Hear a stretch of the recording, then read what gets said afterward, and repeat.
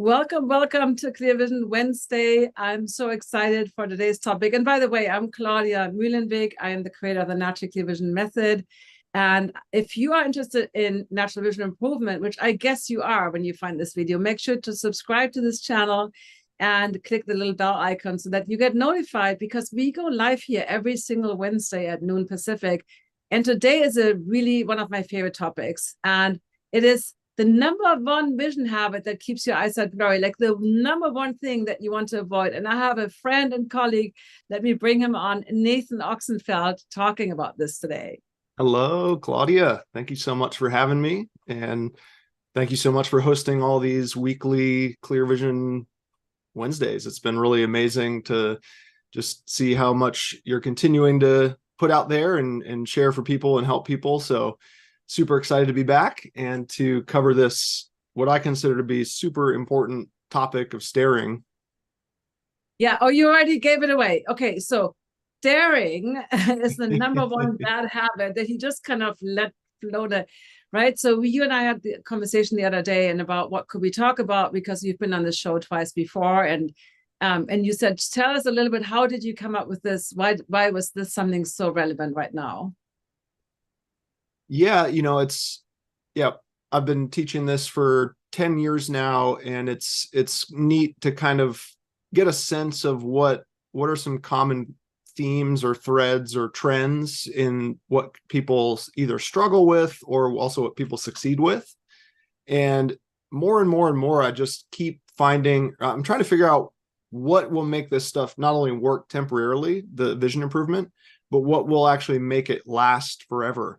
And how do we sustain the clear flashes and the improvements that we get? And I just kind of kept figuring that there's something about staring that seemed to get rid of the improvement, or it would, like the title of the session today, it keeps the eyesight blurry. Like maybe people listening have had experiences where they have temporary improvements or clear flashes, but then it goes away. And why does it go away? And I really think that it's because the stare comes back, and we can spend time doing some good practices, get some good results, but then if we just sit down on the computer and just go back to staring, then it's not really gonna hold, and we're gonna be kind of stuck in this dependency on the physical practices. So hopefully today we can unpack not only the physical staring, but also what we mean when we're talking about the non-physical aspects of staring, like mental staring or emotional staring, these kinds of things. I love it. So before, let's just clarify. Let's start with physical, right? That's probably the most obvious one. So can you, what is staring? So for everybody, maybe is confused, what do you mean? What is staring? Yeah, I agree, Claudia. I think that starting physically is an easy starting point, because most people probably can understand what staring means to your eye, and it's usually just an eye that's frozen. So it's really not moving very much. It might be moving a little bit, but when it does move, it might be very rigid and tight and tense. So usually physical staring is a result of tight eye muscles that are essentially immobilizing the eye. Or the reason I use the word frozen is because I kind of want to make a parallel today between staring of the eye and the sympathetic nervous system, this whole fight, flight, freeze response. So maybe we can start thinking about our eyes staring is a form of the freeze, something stops moving. And then that usually leads to worse vision. So there's a correlation between staring and worse eyesight. Absolutely. I noticed that myself. So can you demonstrate for viewers with your own eyes? When I try to do an Instagram reel, I try to do it. I can't almost do it anymore because it's so painful. And I used to be really good at it. So yeah, I used to be really, really good at it too. I used to get comfort from it, and I found it was so normal, and it was something I was so used to. So when I started to learn the swinging and the shifting that we might talk about later, it felt really weird and really unnatural, and I just wanted to go back to staring. But yeah, maybe everybody listening or watching can actually demonstrate it themselves, of actually, doing a stare for maybe 5 or 10 or seconds or longer I'm just going to use the green light above my webcam. So when I stare at that light, I'm not blinking my eyes at all, which already feels uncomfortable. I'm not moving my eyes at all. And I'm trying not to move my head at all or my body. So I'm really freezing everything. And literally my peripheral vision just started to disappear. So I stopped. I started to blink. I started to breathe. That's another thing, the link with the breath. Usually when the eyes stop, the lungs stop and the breathing comes to a pause. So yeah, if you haven't already, go ahead and let go of the stare, and maybe you can prove to yourself that that does not feel good and it doesn't look good. It literally makes your vision deteriorate within 10, 15 seconds. Quick question. You said you derived comfort from it in the past, and I don't have any recollection. So how, and right now, right, we both, it's very uncomfortable. Like, so how did it feel comfortable for you before? Well, I kind of thought about my eyes like I thought about the rest of my body. If I was thinking about if I want to rest something or relax something, I usually think of stopping moving and kind of being still. So it was almost like, okay, I want my eyes to feel better and to relax. So I'm not going to use them. I'm not going to move them. I'm not going to really do anything.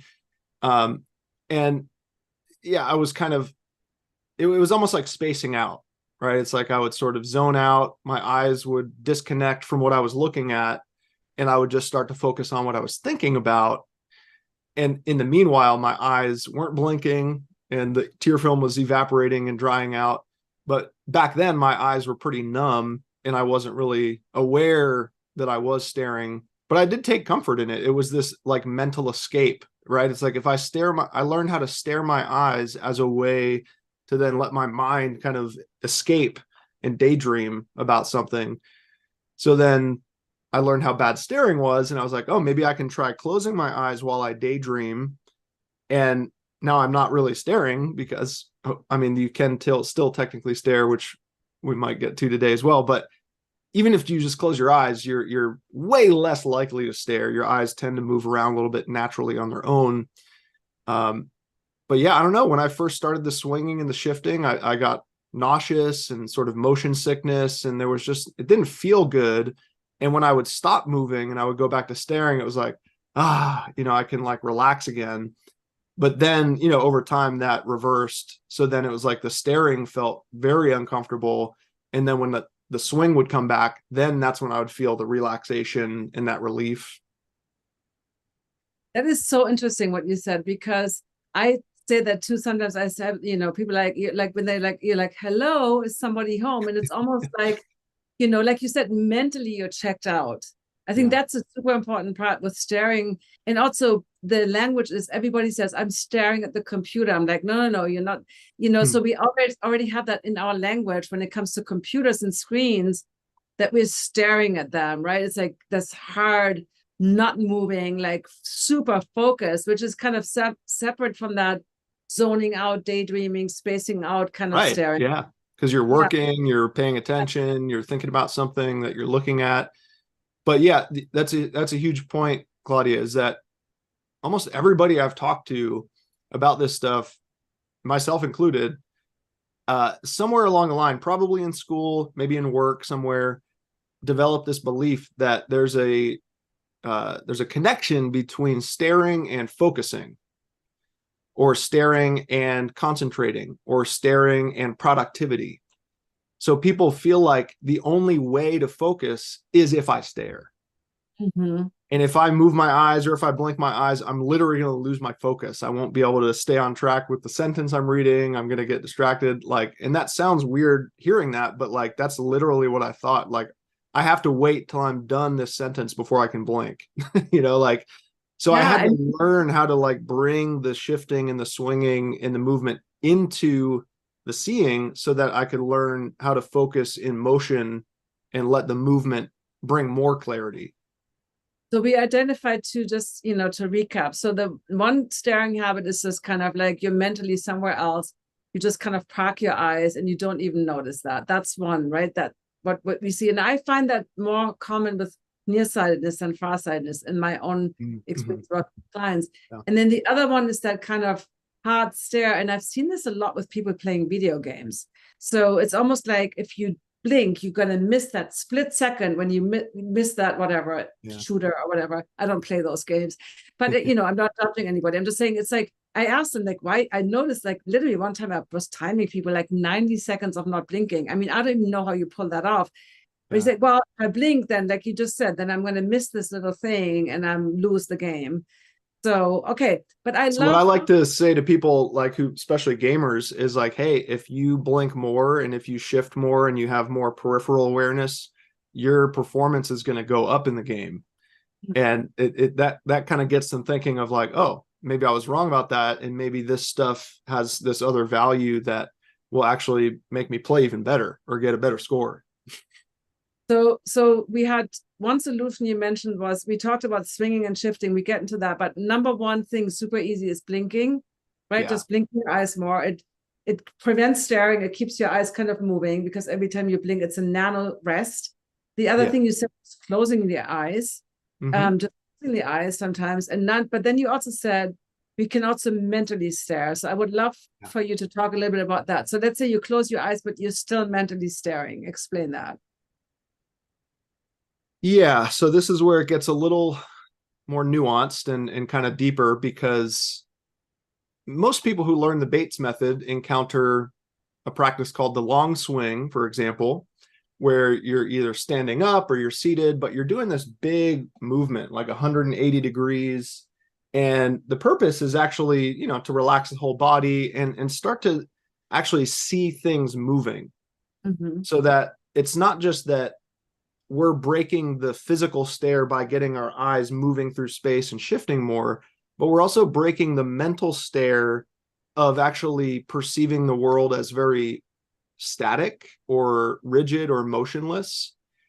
And the swinging practice helps us start to look at the world as if it's moving more and we're perceiving more motion.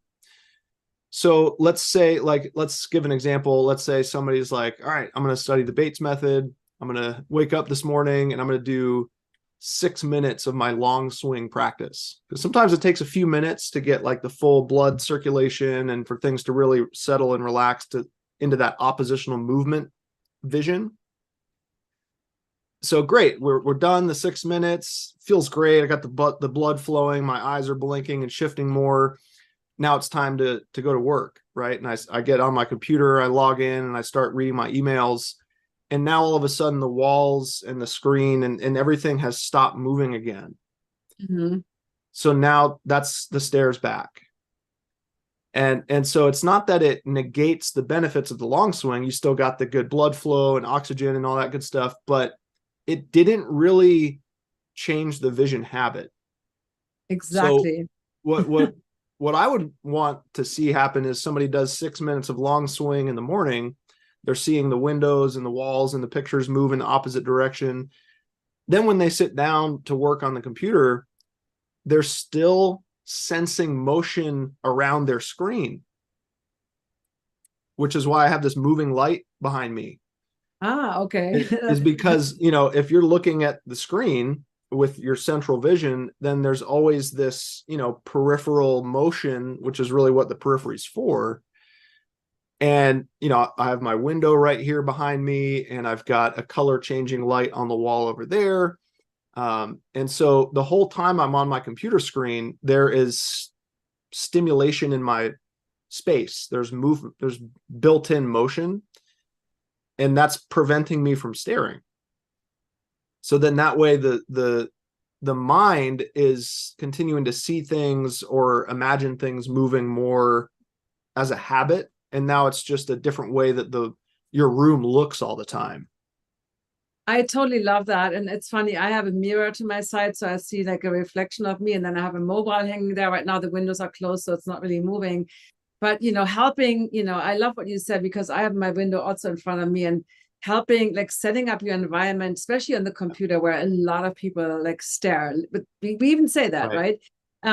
So having your setup, and I'm standing right now and I have a balance board. So, that was actually the first time that I had a huge clear flash, was when I had private sessions, and my teacher was also a yoga teacher and Pilates teacher. And she had me stand on a balance board at a desk. And just like, and it's not like the crazy gym balance boards where you almost fall off, but it's like just a gentle little thing. And because I was moving a little bit, like, I'm not doing it right now because when you interview somebody and you're like moving, that's really irritating. But that's what I was doing. And it immediately cleared things up for me. So having environment to support you, but I love what you said about the habit, because I do say the exact same thing. It's really about learning the techniques, understanding the principle, but then you really want to see that all day long. You don't want to just do it in your exercise time, quote unquote, but you actually want to feel that motion. And yeah, so that's beautiful. And I love those lights that you have. Those are really, really cool. Yeah. And like this is an easy thing to miss, right? Because you, like I said, you could be like, what do you mean? I did my long swing, like I checked the box, but are we really changing? I mean, sometimes I call this a visual paradigm shift, because we really are changing how our mind perceives things. And just like your story, Claudia, we start to realize that focus can happen in motion. If you weren't on the balance board, if you were just sitting still, standing still, that clear flash might not have conjured up, but something about the movement, the swinging, the awareness of it is what brings the clarity. And I was just teaching a class yesterday, and we were just swinging the letters on the chart, because Dr. Bates didn't usually ask people to read the letters on the chart when he showed them to them. He would ask them, can you please see them moving? Can you see the letters moving on the chart? So we were all just playing with that in class, and we were just doing some head swinging, and somebody was just, tracing along a line instead of staring at it. And all of a sudden they got 2 lines farther down, and they never would have thought that moving would have helped them see, because they had that kind of staring mentality of like, wait, I thought I had to really force the focus by not moving. And I think the word center fixation, which is a big word, in the Bates method, which is an anatomical term, just meaning that our clear vision is in the center of our fovea. But the word fixation always threw me off, because I'm like, fixation means like there's no movement. So that word to me is like one of the worst, and I always say center focus. So I just wanted to throw that in there, because to me, that was always like, fixation to me sounds like you're not moving. And anyway, but that's just the point of the pinpoint size of the perfect clarity. It's funny, when I did my teacher training in 2009, there was an app only for PCs, and I always was on Macs, swing windows. I don't know if you remember that, but that somebody who that did, but developed an app where you could kind of have your windows on your computer, and you could be it like this way or sideways, and you could say how much they're moving. And I thought that was just such a brilliant idea to actually also help create more movement. But I don't think that app exists anymore. I haven't checked, to be honest. Yeah, I think Kate was involved with that.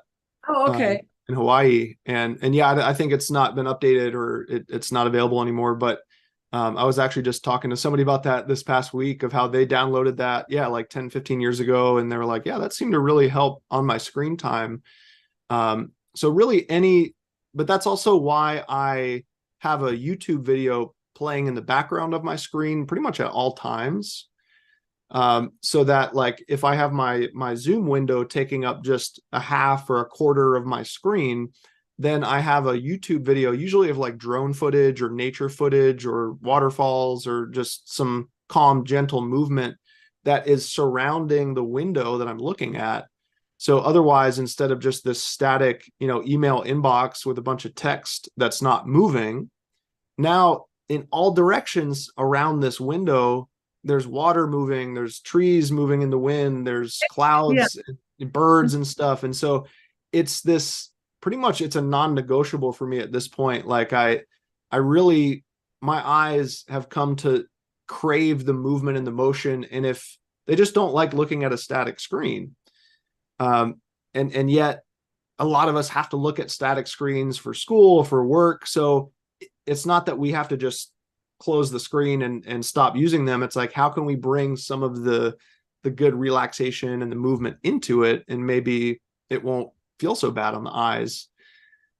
But you brought up central fixation, and the opposite. I was the same way. Fixation, that kind of made me stare at first, but I just want to point out that actually the opposite of central fixation, I usually refer to as diffusion, where we're kind of spreading out too wide and we're trying to absorb too much all at once. Like maybe people looking at the screen right now, maybe they're actually accidentally trying to see the whole screen, or maybe both Claudia and I at the same time, which is too big of an area. And I just want to say that diffusion is a form of staring, or it leads to staring. Because if you spread your focus out to be like, wow, I'm looking at his whole head right now, then you don't really have to move because you're already looking at what you're looking at. But if you have central fixation or central focus, which is smaller, if you're just looking at the tip of my nose, then there should be this innate kind of urge to want to move your eyes because there's a lot of other points to land on. And so that's kind of the shifting piece that helps the central fixation keep moving around and landing on different smaller points, which is once again the opposite of staring. We're shifting, we're moving, as opposed to diffusing and staring and kind of getting stuck. That's a really good topic. I mean, there's so much to talk about. Yeah, so central fixation is just anatomically that's the only way we can see sharp, is this tiny, tiny pinpoint. And usually I love the word diffusion that you mentioned. I usually talk about moving your attention. So it's not so much, people sometimes get too stuck in like moving their eyes, but if I move my attention to the shot in your background, to the lights moving, so it's basically when I'm moving my attention, my eyes automatically are moving. And the whole point is what you just said, is that yes, you see both of us, of course, but you cannot see us clearly. You can only see one little piece of one of us clearly, and then the rest is with the peripheral vision. I do want to get back, before we lose track of that though, the mental staring. I would love to kind of, we did that detour over to the long swing and the movement and all that stuff. So let's get back to the maybe we could do a quick little experiment together to really just see what I mean here, because it's really not just what are the eyes doing, it's also what's the mind doing, or how is the mind thinking. So maybe if Claudia, if you close your eyes, and if everybody closes their eyes, and if you just remember the first letter of your first name. Mm-hmm. If your eyes are closed, there's no physical letter to physically focus on. You're just remembering the shape of that letter. And do you have any sense of what kind of approximate size it seems to show up as, Claudia? It's kind of the size of that Snellen, the C chart, the Snellen C chart. Because yeah, like at the top. Yeah. Yeah. Nice. Mm-hmm. What about distance? Do you get any sense of like where it seems like it is in relation to you? Kind of in my head, almost like floating in my head, or toward the back of my head. And do you feel like, does it seem like the letter is moving at all, or does it seem more stationary? Oh, it's moving. How would you describe the movement of it? It's kind of like floating, like around a little bit, like I don't know, seaweed underwater. So it's not like jerky, it's kind of smoothly moving around. Yeah. Nice. And I like to kind of experiment with it, of like, maybe you do sort of imagine it outside of your head, or sort of in the space out in front of you, of playing around with maybe different distances or different sizes. Sure, I can do that. Yeah. Yeah, maybe sending it farther away in the distance, or making it smaller in size, but always making sure that it's moving in some way. What we're trying to avoid is a static letter, where it's like, feels like it's stationary. I get bored. I mean, if you ask me to focus on that one letter, like, unless I do something with it, I make it move, not make it move, but it's moving or something, I get bored. You're like, okay, then I explore the sea. What does it look like? Is it a serif? What color is it? Mine was black. So tell us a little bit, like, what would mental staring look like if we use that example, of a letter. But since you said that it was moving, that meant that you were not staring. Right. Okay. But I would say 99% of the people that I guide through that, I ask, what size is it? What distance is it? Is it moving, or is it stationary? It's always stationary. Okay.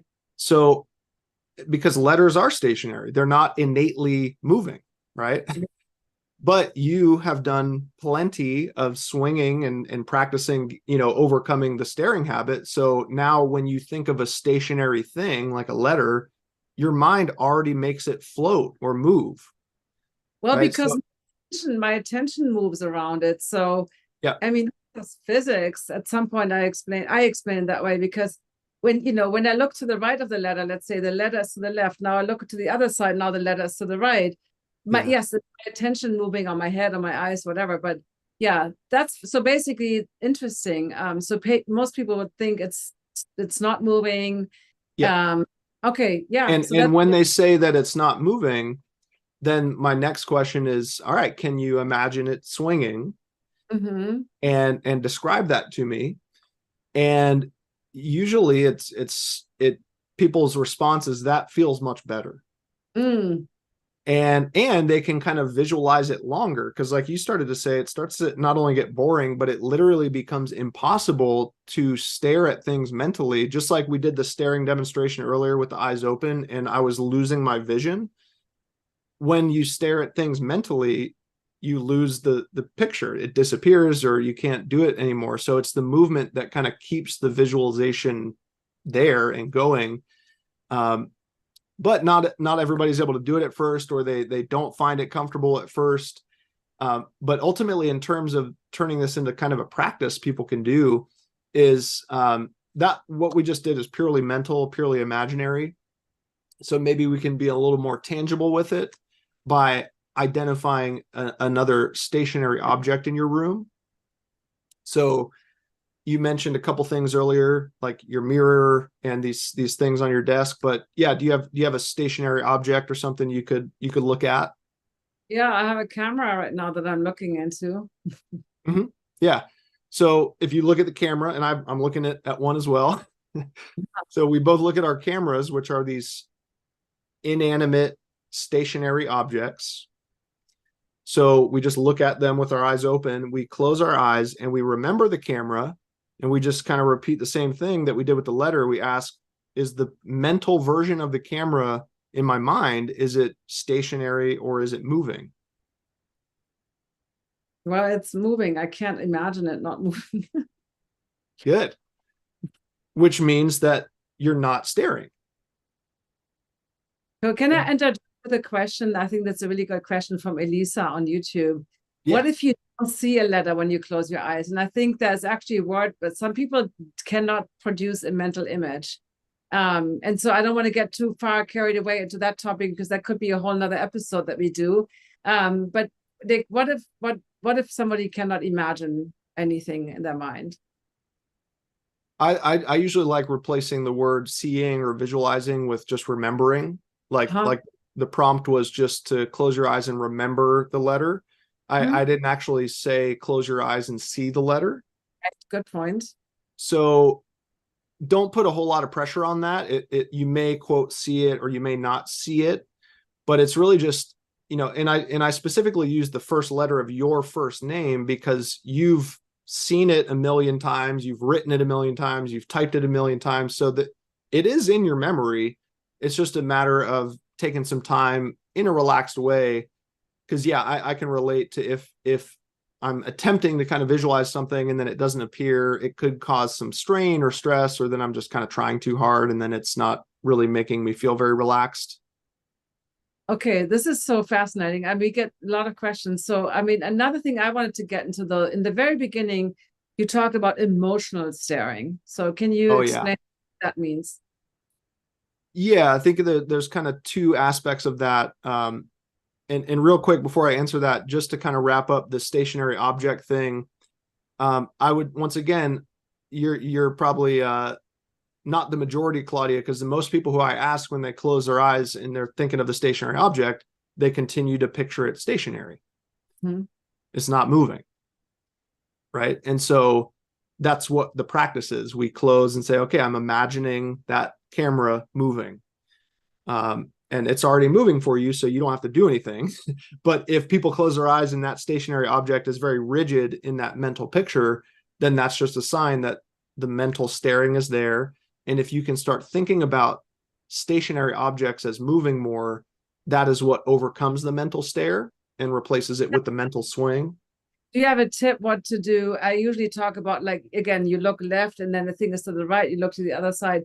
That helped me a lot when my teacher said, just where your attention is in space. But do you have any other kind of tips? And if somebody is like, I cannot see it moving, like, hello, what, like, do you have any kind of yeah, your suggestion is what I do as well. Like with my chart, that's why I have the two black dots on either side of the A at the top. Is so, you know, I can say, okay, when you're on this dot, which direction is the A? It's off to the right. Now I'm over here on this dot. Now it's off to the left. And so I have them kind of see that with their eyes open. But what I'm really trying to get people to do is not feel dependent on any kind of eye movement or head movement. It's more about, I am just imagining that that thing is already moving. I'm not moving it, it's moving. And some people like to use the word vibration because we're not picturing these stationary objects flying all over the room. Right. We're just imagining it. Maybe it's just a small little vibration or just a really small little subtle adjustment where it's easy to kind of miss or overlook. But at first, I think the bigger movements are a lot easier. But that's what I would do is I would close my eyes, think of a stationary object, and just what would it look like if that thing was animate instead of inanimate, right? Like, what would that mean? Is it vibrating? Is it wiggling, jiggling, bouncing, swinging? So there's no really wrong way to move. It's just we don't want it to be frozen. Got it. But the emotional staring is kind of twofold because I know for myself that when I am very emotional, I tend to stare more. So if I'm very stressed or I'm very upset or anxious or worried, usually I find my eyes slowing down and kind of going into the physical stare. So it's almost like the emotions, certain emotions can lead me into a physical stare.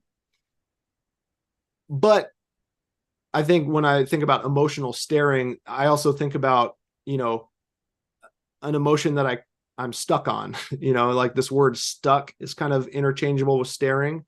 So it's kind of like, what is a stuck emotion in my body, or what is some, you know, like image that I keep repeating in my mind, whether it's, you know, PTSD or something, this image that I'm stuck on and I can't get out of this rut.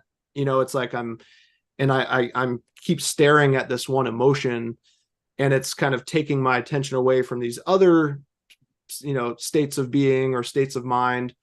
So I think that's kind of what the swinging helps with, is helps kind of get us out of a rut or help kind of shift us away from one type of emotion or feeling and kind of give us a wider range of the full spectrum. And I mean, the word motion is in emotion. So it's, you know, I think it's really important that these emotions don't get stuck and stagnant. And then we're just kind of staring at them. What can we do to kind of process them and let them flow and work with them? What's funny, as you were talking, it popped into my head, ecstatic, which is so funny. That has the word static in it, but then you would think that's the opposite of being static.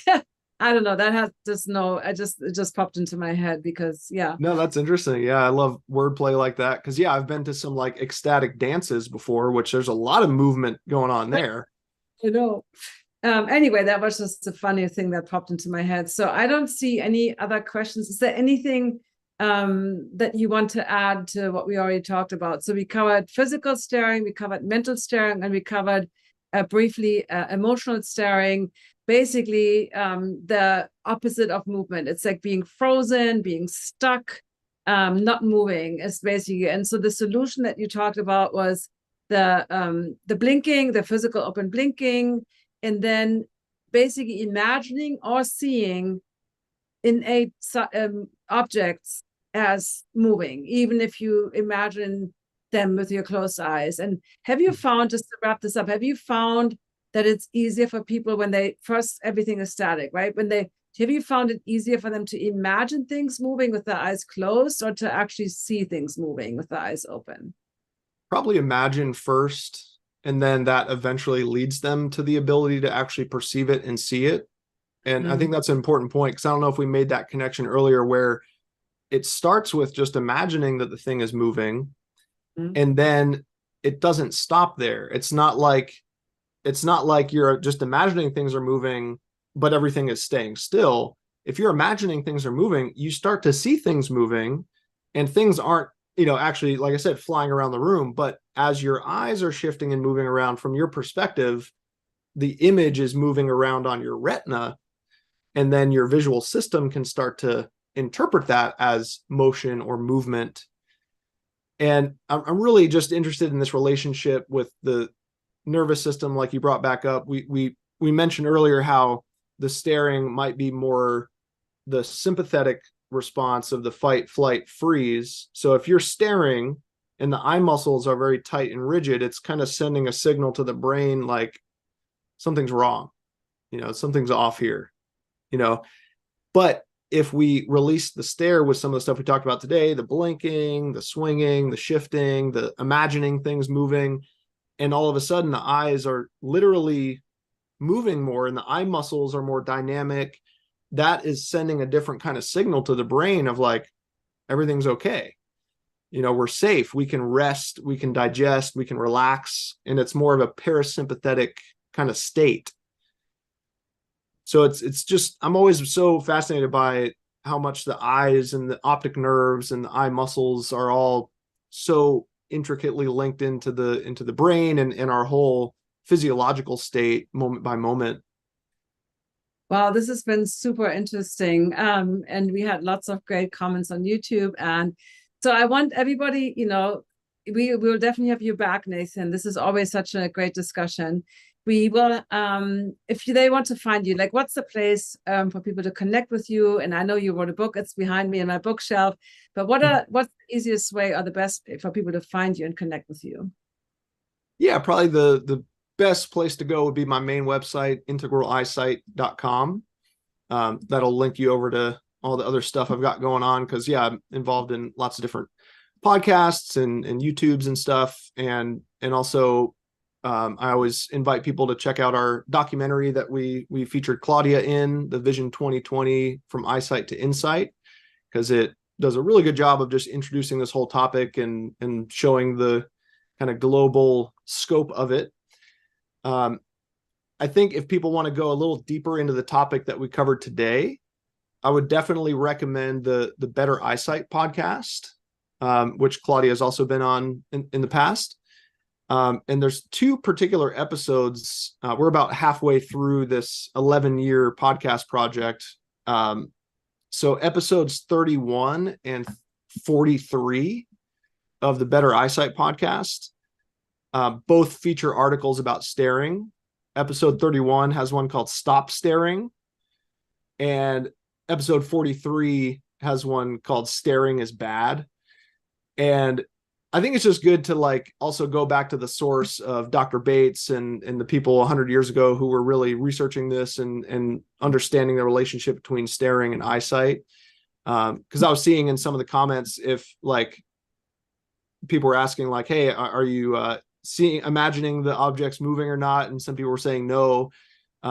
So yeah, it would be neat to kind of listen to those episodes and just see if over time in practice, if you do start to imagine things moving more, or if something about this movement seems to help you visualize things. Because somebody, like you said earlier, was saying, I can't imagine it or visualize it. That might be because there's some staring preventing it. So if we replace the staring with more movement and swinging, maybe other things unlock, like the visualization.